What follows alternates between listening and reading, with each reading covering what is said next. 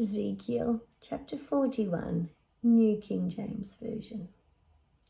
Then he brought me into the sanctuary and measured the doorposts, 6 cubits wide on one side and 6 cubits wide on the other side, the width of the tabernacle. The width of the entryway was 10 cubits, and the side wall of the entrance were 5 cubits on this side and 5 cubits on the other side. And he measured its length 40 cubits and its width 20 cubits. Also he went inside and measured the doorposts, 2 cubits, and the entrance 6 cubits high, and the width of the entrance 7 cubits. He measured the length 20 cubits and the width 20 cubits beyond the sanctuary, and he said to me, "This is the most holy place." Next he measured the wall of the temple, 6 cubits. The width of each side chamber all around the temple was 4 cubits on every side. The side chambers were in 3 stories, one above the other, 30 chambers in each story. They rested on ledges which were for the side chambers all around, that they might be supported, but not fastened to the wall of the temple. As one went up from story to story, the side chambers became wider all around, because their supporting ledges in the wall of the temple ascended like steps.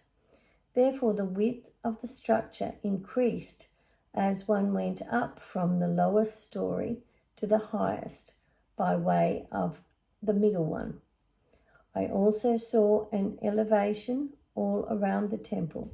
It was the foundation of the side chambers, a full rod, that is, 6 cubits high. The thickness of the outer wall of the side chambers was 5 cubits, and so also the remaining terrace by the place of the side chambers of the temple. And between it and the wall chambers was a width of 20 cubits all around the temple on every side. The doors of the side chambers opened on the terrace, one door towards the north and another towards the south. The width of the terrace was 5 cubits all around.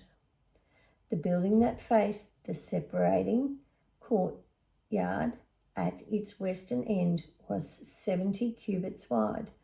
The wall of the building was 5 cubits thick all around, and its length 90 cubits. So he measured the temple 100 cubits long, and the separating courtyard with the building and its walls was 100 cubits long.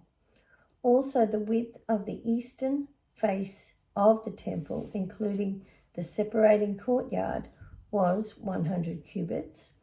He measured the length of the building behind it, facing the separating courtyard with its galleries on the one side and on the other side, 100 cubits, as well as the inner temple and the porches of the courtyard, their doorposts and the beveled window frames, and the galleries all around their 3 stories opposite the threshold were panelled with wood from the ground to the windows.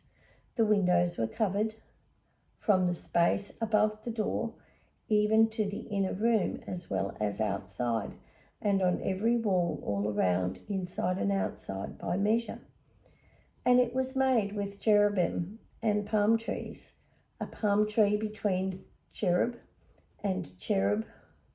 Each cherub had 2 faces, so that the face of a man was towards a palm tree and on one side, and the face of a young lion towards a palm tree on the other side.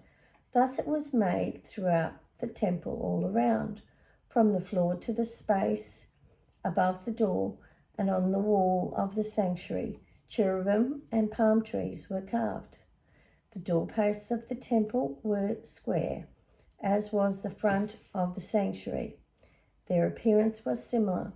The altar was of wood, 3 cubits high, and its length 2 cubits. Its corners, its length, and its sides were of wood. And he said to me, "This is the table that is before the Lord." The temple and the sanctuary had 2 doors. The door had 2 panels apiece, 2 folding panels, 2 panels for one door and 2 panels for the other door. Cherubim and palm trees were carved on the door of the temple, just as they were carved on the walls. The wooden canopy was on the front of the vestibule outside. There were beveled window frames and palm trees on one side and on the other, on the sides of the vestibule, also on the side chambers of the temple and on the canopies.